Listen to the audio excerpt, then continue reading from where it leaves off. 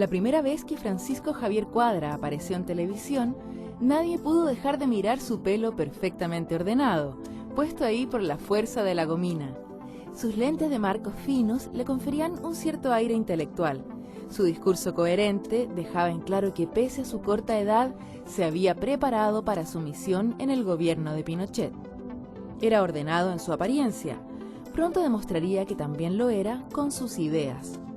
A Francisco Javier Cuadra le tocó asumir como vocero de gobierno en un periodo difícil.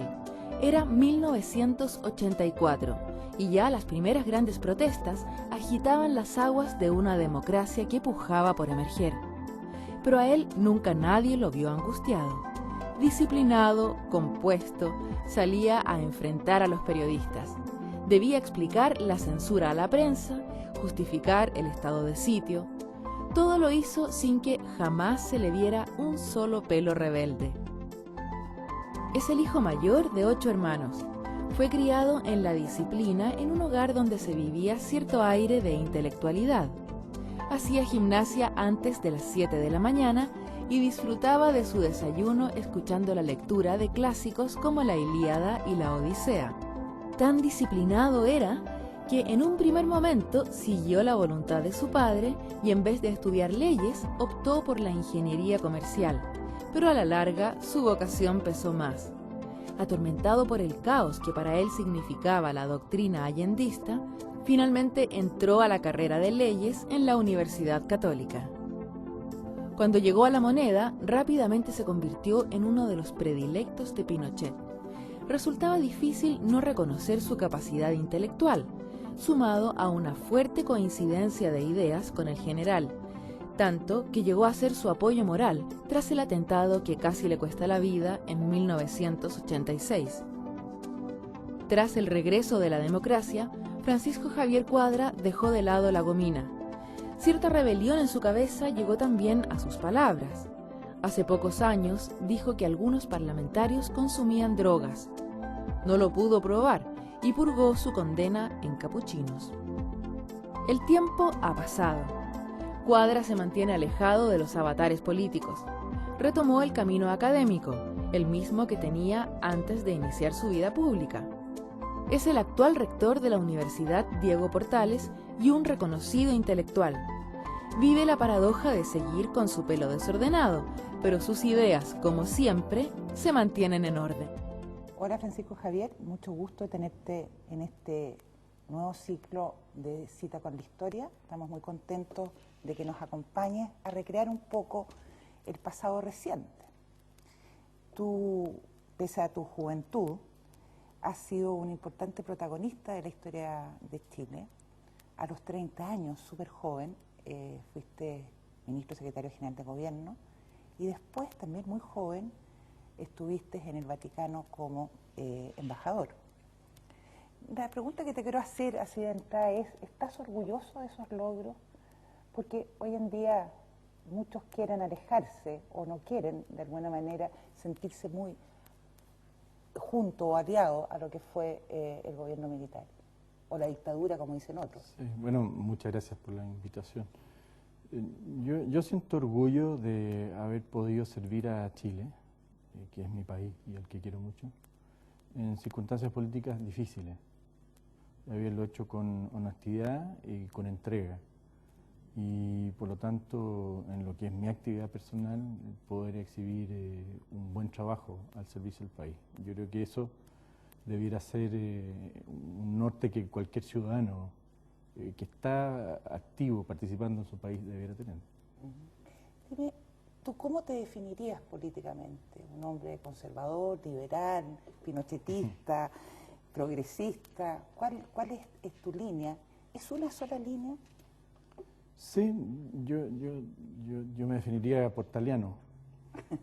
¿Pero qué significa ser portaliano? Yo soy partidario de un gobierno fuerte, con sentido de autoridad, sobre los partidos políticos, que cree las condiciones económicas, sociales y políticas para que los ciudadanos, personal y socialmente, puedan realizar sus propias finalidades y sus propios proyectos. Creo que en el gobierno debieran estar los mejores, sus decisiones deberán tener por utilizar una expresión más actual, un sentido técnico, y no debieran transar en producir cambios, en hacer reformas, y desde ellas crear órdenes nuevos que permitan mejorar el país. ¿Se hizo eso durante los 17 años del régimen de Pinochet? Yo creo que eso, más que una posición política propiamente tal, es una forma de ver la vida del Estado. Yo creo que eso, en parte, muchas cosas se hizo durante el gobierno militar. Y creo que, como no es patrimonio de ningún sector político, en todos los gobiernos hay también personas de orientación portaliana. Y eso es bueno para Chile. ¿No es un poco utópico? Es lo más realista que hay. En un mundo tan democratizado como el de hoy. Pero esas son modas de los tiempos que van a pasar, pero lo que va a quedar es el servicio al país y el servicio con honestidad y con eficiencia. Diría yo, con voluntad de poder. Y eso se puede hacer siempre. Francisco Javier, ¿qué lecturas o personas influyeron en tu mirada hacia la política, hacia lo público? ¿Quiénes han sido como aquellos que te han ido dando el marco en el cual tú te has desenvuelto? Yo diría que tengo dos etapas muy grandes en mi vida. Una anterior a Roma y otra posterior a Roma. Fue un hito tan... Para mí la experiencia de Roma, entre el 87 y el 90, fue muy influyente. Y hago esa distinción porque yo tengo la primera experiencia de lo político hacia fines de los años 60. Mi primera inquietud contingente, por así decir, fue ver en mi curso del colegio en Rancagua los efectos de una reforma agraria mal aplicada, con injusticia, que naturalmente es una de las causas del desorden, y de la inestabilidad y de la división de Chile de fines de los 60. Por lo tanto, mi primera etapa está muy marcada por la contingencia. ¿Tú salías a las calles? Salí a las calles, fui detenido en manifestaciones. ¿Tiraste piedras? Tiré piedras también, sí. Participaba joven, normal. Participaba en los centros de alumnos, en la federación universitaria, en fin. Era una persona absolutamente normal. Cuando digo que la fuente de influencia es la contingencia, digo que tomé posición por la derecha en la crisis del 73 y en un soporte muy desde adentro al gobierno militar. Y por eso no tuve dudas cuando el año 83 me fui a trabajar a la Oficina de Asuntos Especiales de Gobierno y luego desempeñarme en la Secretaría General de Gobierno y en la Embajada ante el Vaticano. Y eso significa que tengo en esa etapa todos los entendidos culturales y políticos de esa contingencia. En cambio, la experiencia de Roma yo diría que me abre una reflexión mucho más individual, más abstracta y de decisión más personal, en términos ya no de problemas contingentes, sino que de ciertas ideas fundamentales. Y en ese sentido yo diría que en lo que respecta a lo que es Chile propiamente tal, pude profundizar mucho más la beta portaliana, que naturalmente la tenía ya desde los años 60, en esas lecturas más simples que venían de haber leído a Izaguirre, haber tenido claro lo que había sido el movimiento de los estanqueros, etcétera, con una visión más, diría yo, sistémica de lo que era la formación de la República. Es más, yo he dedicado una parte no menor de esa lectura a una reflexión más de fondo sobre Chile, no solo la República, sino que también la monarquía. En ese sentido, he querido vincular más mi dedicación a la formación sobre mi país con la nación desde el 16 en adelante, reconociendo las dos vetas fundamentales, la europea y la indígena también. Y en lo que es una formación más universal, yo diría que casi por naturalidad me entronqué con la beta republicana de matriz europea y particularmente con la teoría política del Estado moderno.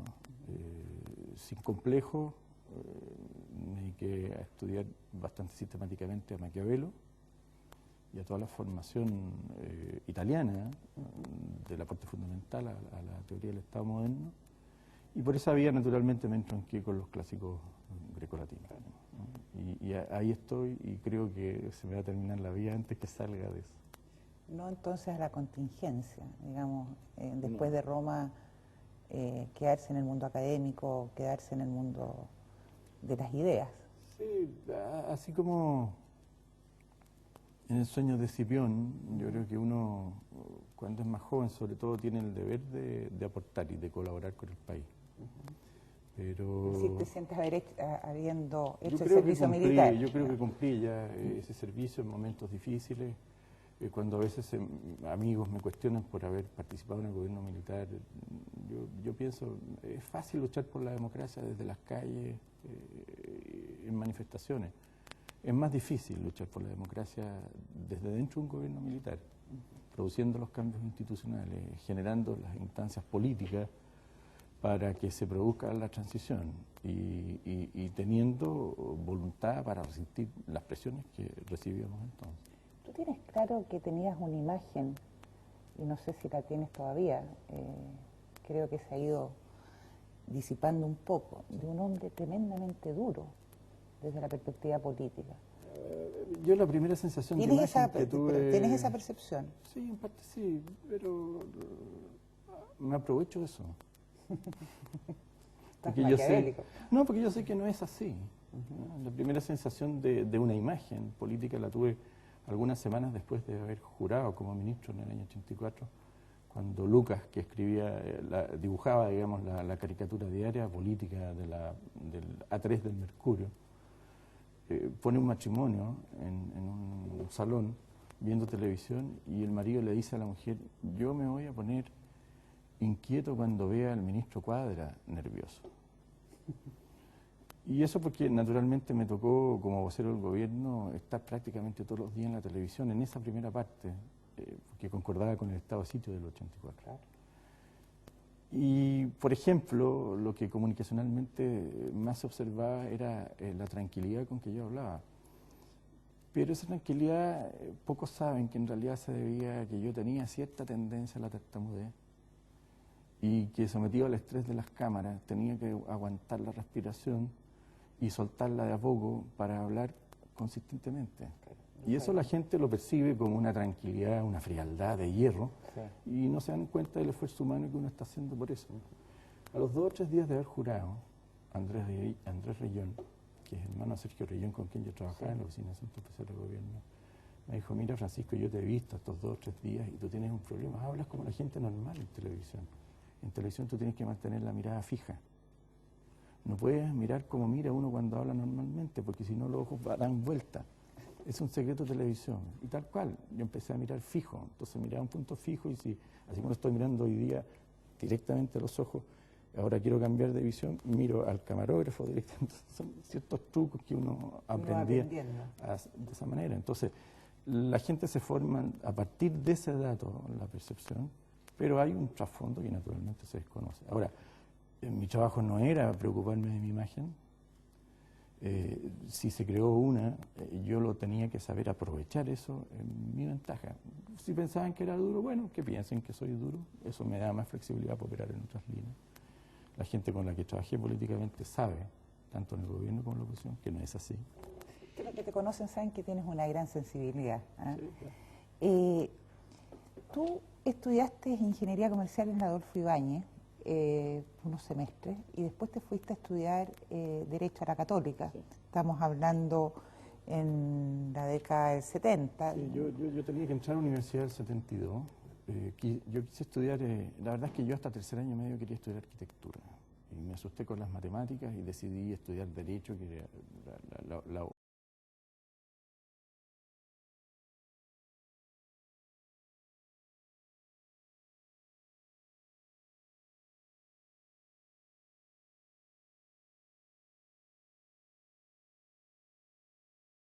opción más familiar.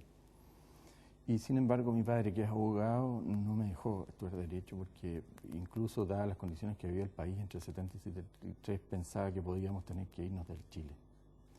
Y naturalmente el derecho chileno sirve en Chile, pero en muy pocas partes del mundo. En cambio, ingeniería comercial, que era mucho más fuerte en matemática que arquitectura, me servía en cualquier lugar. Y eso me significó tener que estudiar en la Adolfo Ibáñez, porque además era la única que enseñaba economía de mercado. Y hice 5 semestres allí, muy a contrapelo, porque no tengo vocación económica.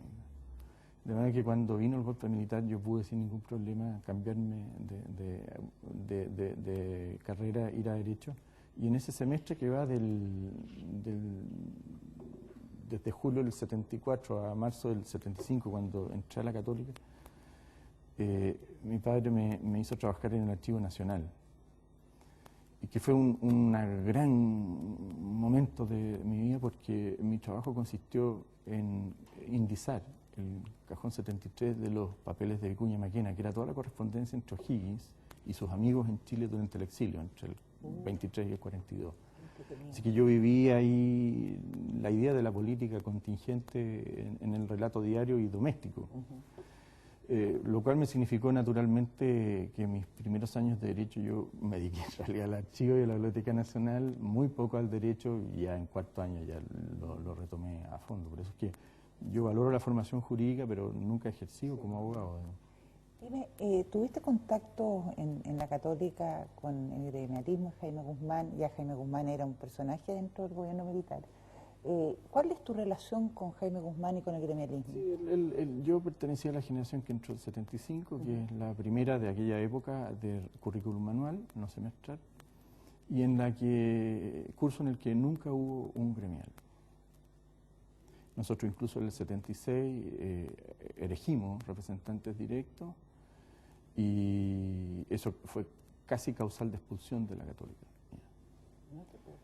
Y siempre tuvimos, yo personalmente tenía una excelente impresión humana y cultural de Guzmán. En lo político también era un hombre extraordinario, pero recuerdo que tuvimos un almuerzo en marzo o abril del 75, en que los primeros puntajes de ingreso a la universidad fuimos convidados a almorzar. Y se produjo ahí un diálogo que a mí me complicó porque yo tenía en ese momento 20 años y Guzmán dijo que nos invitaba a participar dentro del movimiento gremial porque en algún momento retornaría la democracia y habría que formar partidos políticos y que había que prepararse. Entonces yo pregunté, ¿cuándo va a ser el momento de retorno a la democracia? En el 75 eso no se visualizaba. Bueno, quizás en algún momento dijo, vamos a tener que decirle a los militares que vuelvan a sus cuarteles. Entonces yo pregunté, ¿y quiénes somos nosotros que vamos a tener que decirle a los militares eso? Los mismos que, fue su respuesta, que dijimos a O'Higgins que debía dejar el gobierno. Lo cual lo encontré yo personalmente de pésimo gusto porque me parecía que si hablábamos de lo democrático no podíamos tener una interferencia más bien aristocrática, claro, oligárquica. Y desde ese punto de vista, naturalmente definí no aceptar su invitación, aun cuando siempre tuvimos muy buenas relaciones, incluso hacia el momento final de su vida, obviamente sin saberlo. Tuvimos algunas conversaciones bien de fondo, porque como yo venía llegando de Italia, él estaba bastante interesado en saber de qué manera veía yo la crisis de la democracia cristiana italiana. Yeah. Y particularmente la emergencia dentro de la ADC, en el sector más a la derecha, de la retoma de la idea del Partido Popular de don Luigi Sturzo, de principios del siglo XX, que de hecho fue la beta de renovación de la ADC en los años 90, de la ADC que hoy día incluso está trabajando con Berlusconi en el gobierno.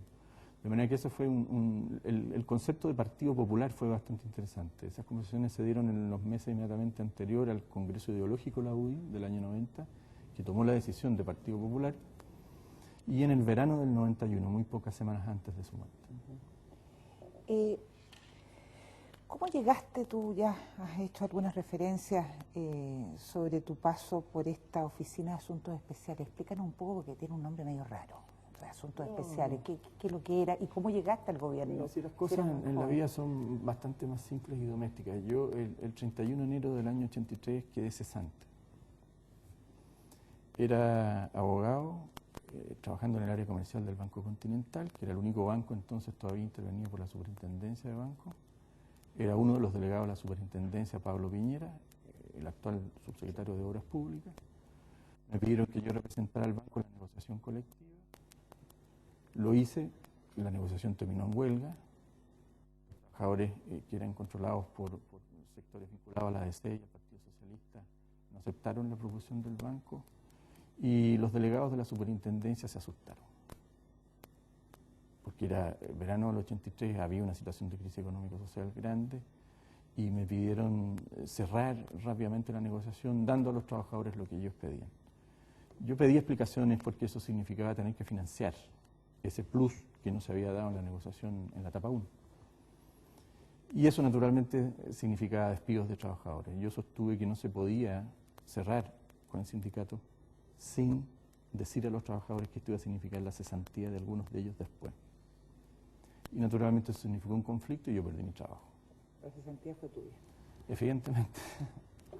Yo le dije a los trabajadores y después algunos de ellos me visitaron en La Moneda para reconocerme que había tenido yo razón, que es cesante y por vínculos de amistad tuve un almuerzo a principios de marzo con Sergio Rillón, que era jefe de la Oficina de Asuntos Especiales de Gobierno, que era un nombre que se había dado a la asesoría que Rillón daba directamente a Jean Pinochet en temas vinculados inicialmente hacia el año 74 con el tema de derechos humanos en Naciones Unidas y luego a partir del año 77-78 en la observación de la variable obispos de la Iglesia Católica como factor político. De manera que esos eran los dos focos fundamentales y más la cuestión de Iglesia, que ya el año 73 era bastante difícil. Yo, como había tenido una formación propia en el ámbito de ciencias sociales, había desarrollado una metodología de análisis político que fue muy útil, porque nos permitió dar una idea y un relato de lo que fue el efecto político de las protestas del año 83.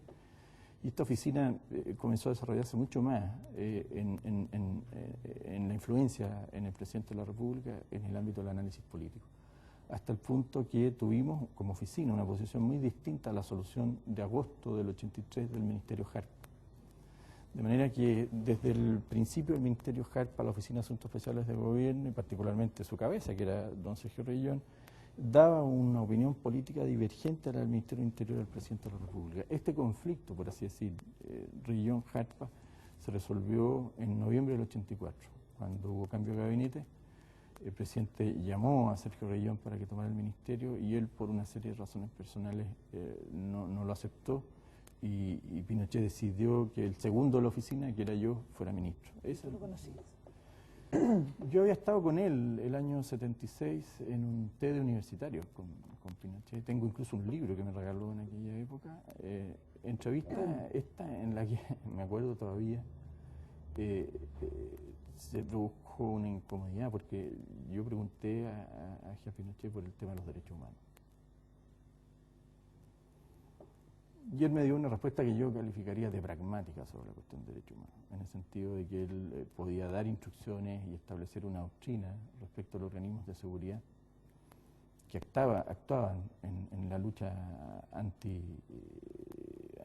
anti-izquierda extrema, pero que naturalmente en la fricción del enfrentamiento no era siempre posible asegurar el cumplimiento de las instrucciones, porque la guerra, fue su concepto, era distinto.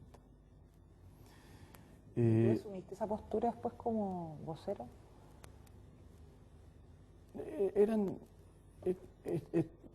Este té fue el año 76. Yo asumo como vocero el año 84, 8 años después. Y la primera cuestión delicada en el ámbito de los derechos humanos que me tocó ver fue una serie de secuestros que ocurrieron en los últimos meses del 84 y principios del 85 y que culminaron, después supimos que era un todo, en la cuestión de los degollados. Y mi posición desde el inicio fue y esa es la conversación que teníamos con Ricardo García, que era ministro del Interior, la solicitó un ministro en visita, que es el ministro en visita que investigó la causa con la cooperación del gobierno y logró establecer la asistencia a una asociación ilícita en Carabineros, cuya coordinación máxima la tenía el general Mendoza. Y actué políticamente en consecuencia, planteando en la instancia del comité político al presidente de la República y a la Junta de Gobierno la necesidad política, en razón de justicia, de que dejara su cargo el general director de Carabineros. Ese fue el primer caso complicado que me tocó ver. ¿Sientes tú, como lo ha dicho Lagos y otras personalidades políticas, que debes pedir perdón por haber estado en el gobierno militar, haber avalado, aceptado o haberte hecho el leso, como dicen algunos, no en relación a ti, sino en general, en relación justamente al tema que tú estás tratando? Yo creo que uno, como posición de vía, debe estar siempre disponible a reconocer los errores que he cometido, las omisiones en que he incurrido, y eso no solo en la política, yo creo que también en la vida personal. Yo creo que ese es un mínimo de consistencia y honestidad. Me preocupa en el otro extremo transformar eso como un instrumento de neutralización del que piensa distinto, llevándolo a una cuestión ética cada vez que pasa algo. Porque lo correcto en ese sentido es que todos asuman sus responsabilidades en todo. Yo en lo personal no tengo a mi cuenta ningún acto, desde luego de connotación delictual, pero además de tolerancia de situaciones del ámbito delictual. Como ministro di testimonio, cada vez que tuve la ocasión de hacerlo, de promoción de los derechos humanos en decisiones políticas y en cuestiones personales. Hay personas que saben esto perfectamente y nunca he hecho de mi vida un relato de exhibición en términos de decir, yo he hecho todas estas veces viéndote, ¿no? Porque no corresponde a mi cultura. Creo que las informaciones que se han tenido después, hay que pensar que solamente muchos años después hemos venido a tener un relato más completo y compacto del capítulo de derechos humanos durante el gobierno militar. Respecto al tema de las muertes, fundamentalmente con el informe Rettig del 91, y respecto al tema de violencia y tortura, recién el año 2004. Cuando uno lee a posteriori toda esa información de una vez procesada, naturalmente se da cuenta que este era uno de los problemas principales de la vida de Chile en aquellas décadas, y naturalmente uno no puede dejar de tener una opinión crítica en esa materia. Perdona que... Es posible pensar que probablemente si uno hubiera tenido esa información entonces, no toda la que hoy tenemos, pero una parte más sistemática de esa, uno podría haber hecho más, claro. Pero yo te quiero decir, Patricia,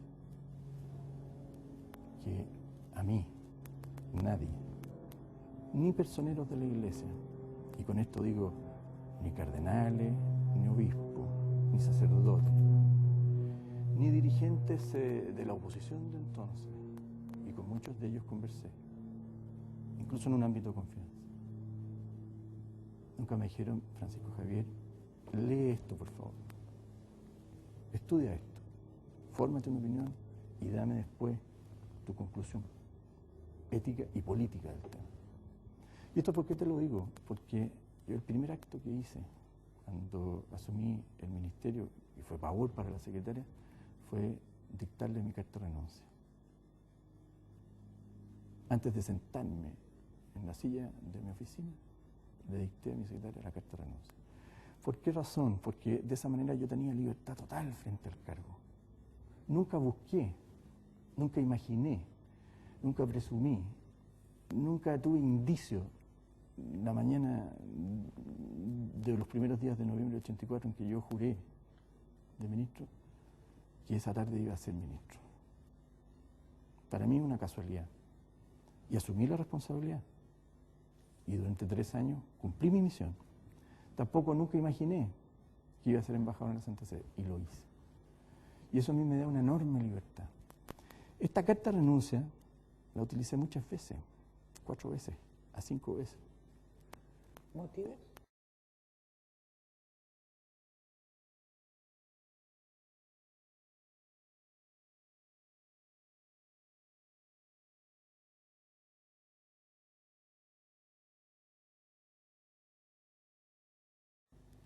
diferencias de opiniones sobre temas de conducción política con el presidente de la República. La última vez fue a mitades de junio del año 87, cuando se produjo en el Consejo de Gabinete un debate muy intenso sobre el análisis político de lo que se ha dado judicialmente en llamar la Operación Albania. El ministro de Justicia entonces fue muy crítico. Rosende, ¿no? Rosende, sí, fue muy crítico a la posición de los ministros políticos, Interior y Secretaría General de Gobierno, en la comunicación de este tema. Porque nosotros, García y yo, tomamos distancia de ese tema y no quisimos comprometer al gobierno y a la moneda particularmente en un patrocinio, en una defensa del tema, porque teníamos nuestras dudas sobre la consistencia real de esta situación. Había una serie de informaciones, yo sobre esta materia incluso declaré después ante el ministro Juica, que me hacían pensar de que no era un enfrentamiento. Y me parecía injusto cargar en la moneda el patrocinio político de esta operación. Y el presidente, yo diría que tomó bastante partido por la posición de Rosende. Como había una definición comunicacional, yo sostuve la posición contraria en el debate y fue subiendo de tono hasta el punto que en un momento el presidente suspendió el Consejo. Yo me fui donde el presidente, estaba hablando en ese momento con el almirante Carvajal, que era ministro de Defensa, y le dije que necesitaba hablar con él, en privado. Entonces me dijo, no me diga nada en privado, Patricio, es de confianza. Bueno, se lo digo entonces, le dije, aquí está mi renuncia. Yo no le acepto, le dije, la forma en que se ha conducido el Consejo de Gabinete, porque usted tenía toda la información de por qué el área política no patrocinó comunicacionalmente este hecho. Y creo que haber dejado al ministro Rosende llegar a este punto era completamente innecesario, inconveniente, le dije. Así que está en mi cargo a su disposición. Pero a Pinochet no le gusta que los ministros le renuncien.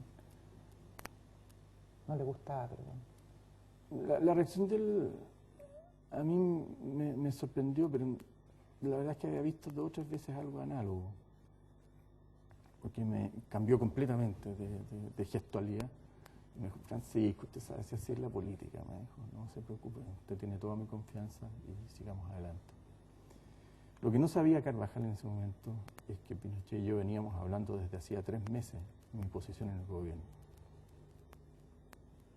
Porque a mí me tocó trabajar con él solos lo que se llamó el Plan Bucalemo en enero del 85, que es la articulación de un concepto de transición desde el gobierno militar para llegar a la democracia del año 89. Y que básicamente consistía en establecer 2 líneas de desarrollo. Una, que era mejorar los índices económicos sociales, responsabilidad que se dio a Hernán Vigi, y otra, que era producir, definir un concepto institucional de la transición, producir todas las normas legales complementarias de la Constitución, partidos políticos, Congreso Nacional, ley electoral, registro electoral, etc.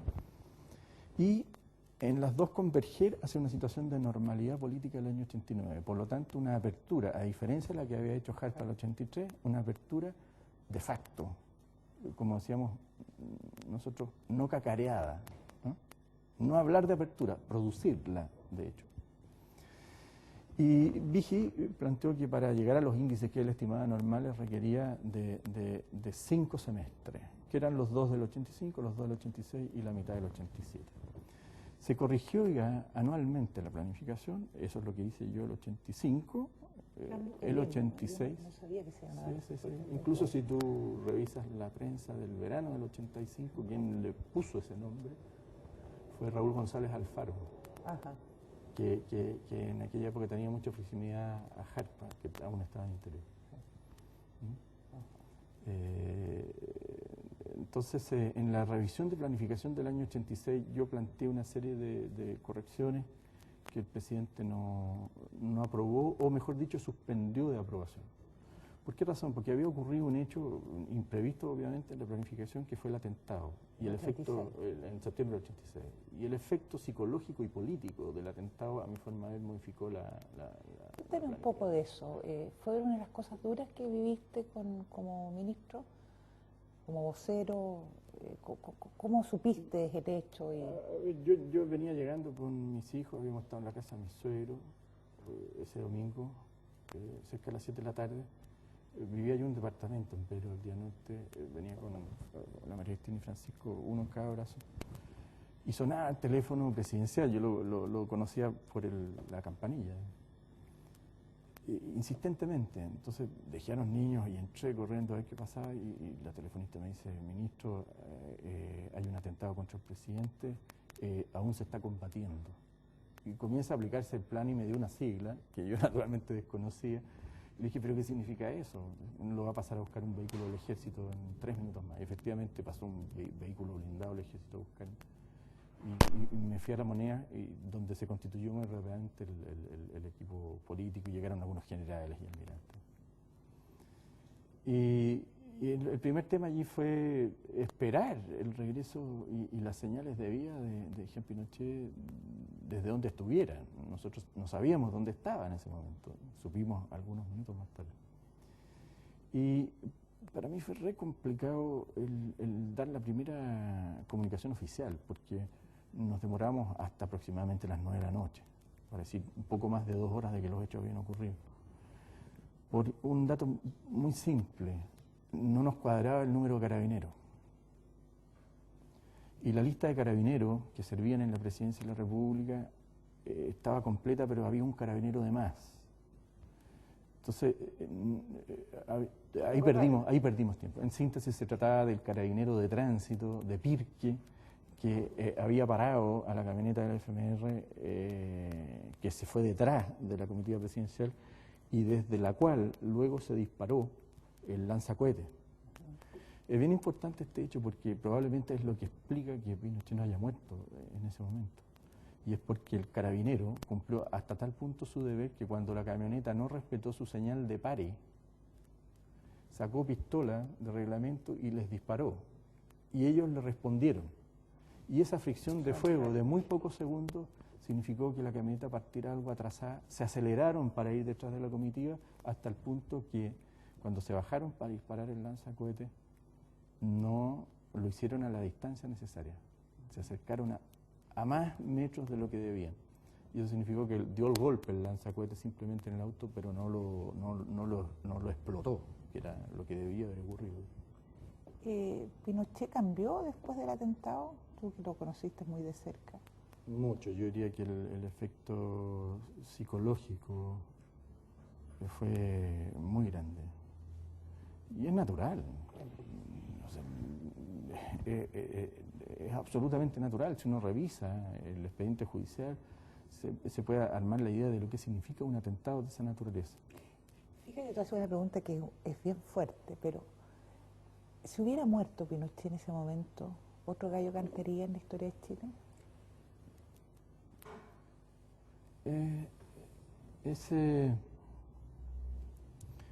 Yo diría que es bastante realista decir eso, ¿no? Y yo tengo la impresión que esa era la planificación.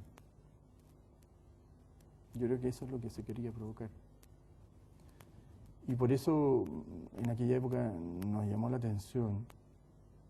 Cuando hablo en plural, básicamente estoy hablando de la conversación que teníamos en términos de análisis de lo que iba ocurriendo con el ministro del Interior, que era Ricardo García, y con el ministro de Relaciones Exteriores, que era Jaime del Valle. Los 3 abogados, los 3 civiles, salvo Jaime del Valle, que fue subsecretario de don Jorge Alessandri, ninguno, ni García ni yo, con experiencia política, de manera que más bien un criterio de gente con formación jurídica y de mucho sentido común. En los días previos al atentado, a nosotros nos había llamado la atención que muchos personeros de la oposición y algunas embajadas tenían una intensidad de tráfico curiosa, y algunos de ellos salieron del país. Tú me decías que se había producido un cambio psicológico después del atentado en el general Pinochet, y que de alguna manera las cosas hubieran sido distintas si él lamentablemente en ese momento hubiera muerto de esa manera.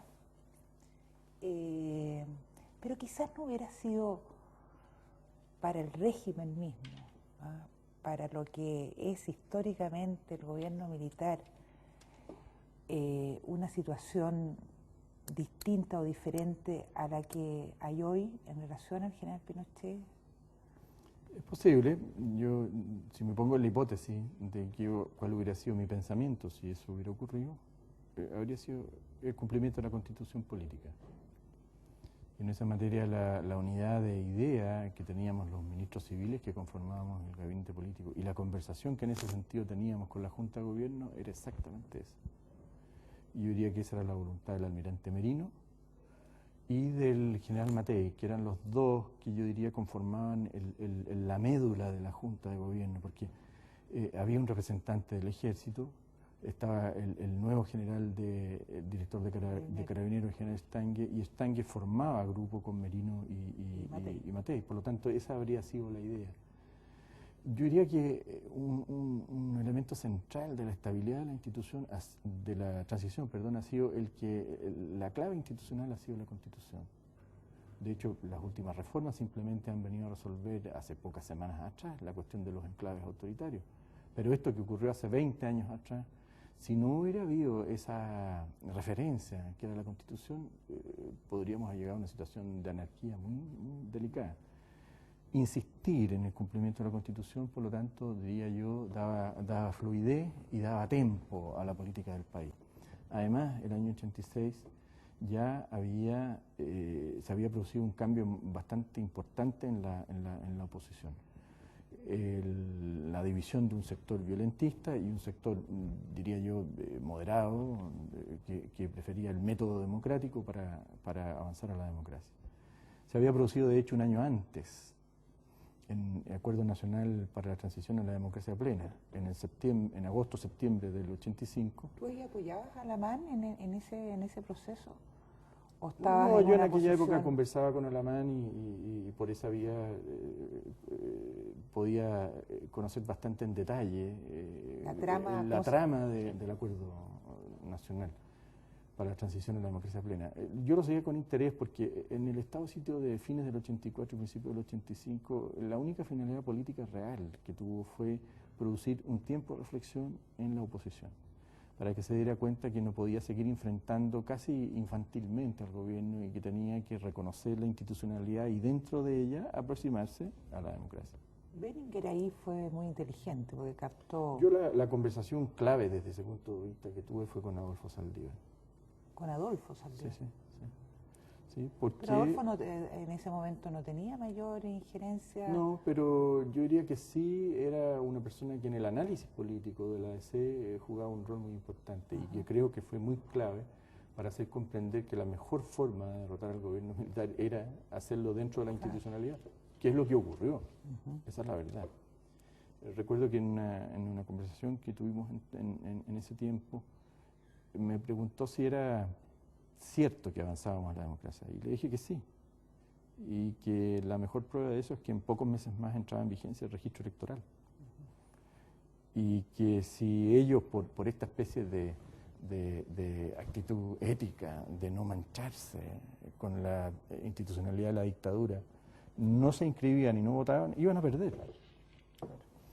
El juego nuestro allí, desde el punto de vista de la vigencia de la institucionalidad, era que aun cuando perdiéramos electoralmente, la institucionalidad era la regla. Y a eso apostábamos, eso era el escenario fundamental nuestro. De manera que si hubiera el atentado tenido otro resultado, creo que ese habría sido el juego adecuado. Para nosotros fue muy importante que nuestra idea del tiempo de reflexión efectivamente produjera un cambio, porque a fines de abril, pienso, quizás en los primeros días de mayo del 85, el Departamento de Estado de Estados Unidos patrocinó un seminario en los Estados Unidos donde prácticamente todos los que luego firmaron el Acuerdo para la Democracia Plena fueron a discutir sobre métodos de transición. Y a su regreso comenzaron a elaborar el Acuerdo para la Transición a la Democracia Plena. Yo tenía información de eso además, ¿Pero por qué siempre se ha dicho que fue una iniciativa de Monseñor Fresno? Es decir, porque esto que tú me estás contando, yo no, por lo menos yo no lo sabía, es decir, que había surgido, digamos. Yo tenía la impresión de que esto iba a ocurrir tarde o temprano, porque ya cuando trabajaba en la Oficina de Asuntos Especiales de Gobierno en el año 83 y parte del 84, sabíamos nosotros perfectamente del vínculo de información y de sensibilización que había entre el Vaticano y Washington. Hay que pensar que Chile no era el problema internacional de entonces. El problema internacional de entonces era el desmoronamiento de la Unión Soviética. Y particularmente después del atentado al Papa el 81, Reagan se acercó mucho a Juan Pablo II. Y como es natural en dos diplomacias, la primera, política, militar y económica más grande del mundo, y la otra, una autoridad moral extraordinaria, tenían intercambio de información. Y desde Roma nosotros sabíamos que Chile tenía un cierto lugar dentro de las preocupaciones en un cierto sentido. Y eso fue siempre, siempre. Incluso conversando ya como embajador con el cardenal secretario de Estado, muchas veces este tema era un elemento dado dentro de la conversación. Por ejemplo, en los meses de julio y agosto del año 88, Previo al... yo informé al cardenal Sodano que el presidente de la República me había llamado y me había dicho que el plebiscito sería en octubre y que me había pedido venir a Chile para estar durante la campaña del plebiscito. Y cuando me despedí, a mitad de agosto, Sodano me dijo que creía que era una información importante el que los Estados Unidos estaban muy inquietos sobre cuál iba a ser la reacción de Jean Pinochet si perdía. Si iba a respetar los resultados y si iba a cumplir la Constitución. El embajador de Estados Unidos en Chile era Barnes, cuya historia en Chile, creo, aún no se ha estudiado históricamente con una metodología sistemática buena. Habrá que hacerlo. Mi opinión personal es que intervino abiertamente.